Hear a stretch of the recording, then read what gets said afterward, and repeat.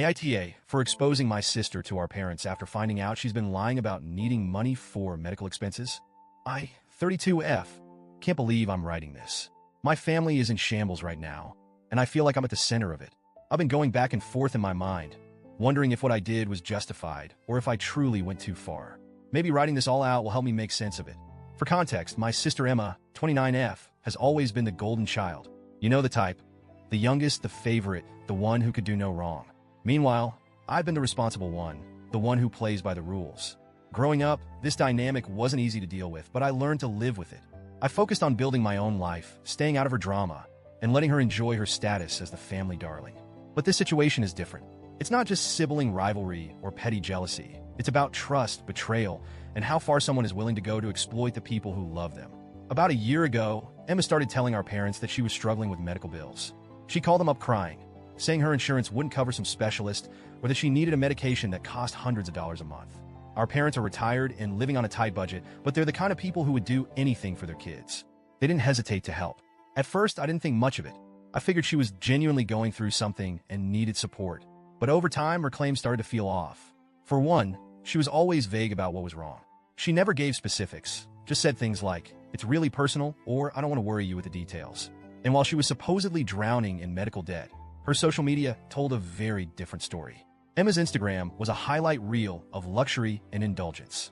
Designer handbags, nights out at trendy restaurants, spa weekends, and even a trip to Cancun. I tried to convince myself that she was just treating herself to cope with stress, but it didn't sit right with me. How could she afford all that if she was struggling to pay for essential medical care? The breaking point came last week. I was at a coffee shop when I ran into one of her friends. We started chatting, and this friend casually mentioned how amazing Emma's life seemed. "She's always buying the nicest things," she said. "Did you hear she's planning a trip to Europe in the spring?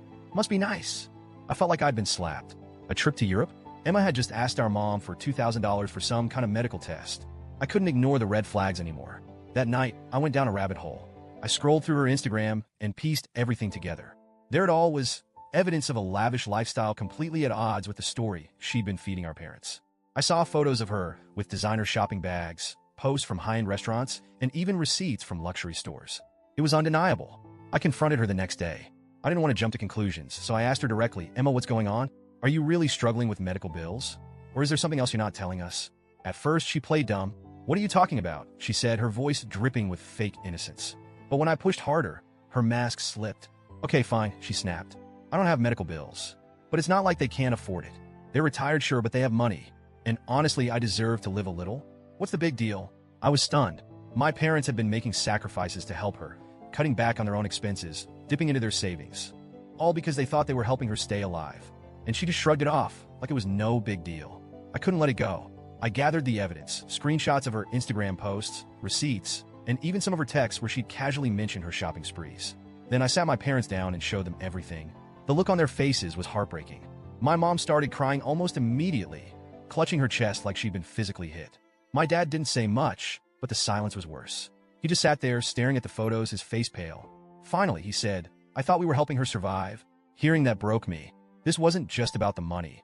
It was about the trust they'd placed in her, the belief that they were making a difference in her life. And she'd taken advantage of that in the worst way. When Emma found out what I'd done, she was furious. She started blowing up my phone with angry texts and voicemails, calling me a jealous *TCH and accusing me of trying to ruin her life. She even went as far as telling our mutual friends that I was vindictive and out to take her down. A few of those friends reached out to me, saying I should have handled it differently.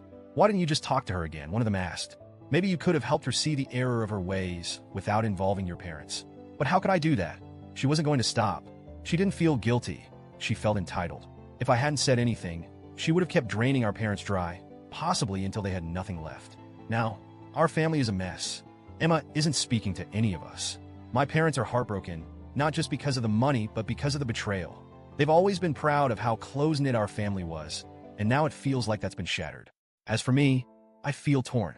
On one hand, I know I did the right thing by exposing her lies. Our parents deserve to know the truth. But on the other hand, I can't shake the guilt. Did I handle it the wrong way? Could I have done something differently to avoid this fallout? I keep replaying my dad's words in my mind.